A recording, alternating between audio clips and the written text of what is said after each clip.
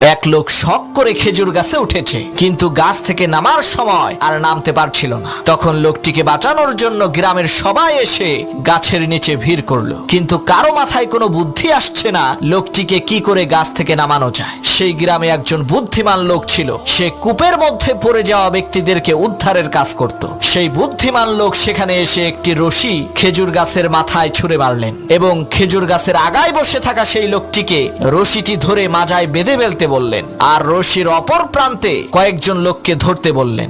বুদ্ধিমান লোকটির কথা মতো তারা রশিটিকে ধরলেন। হঠাৎ করে সেই বুদ্ধিমান লোক বলল, এখন টান মারো।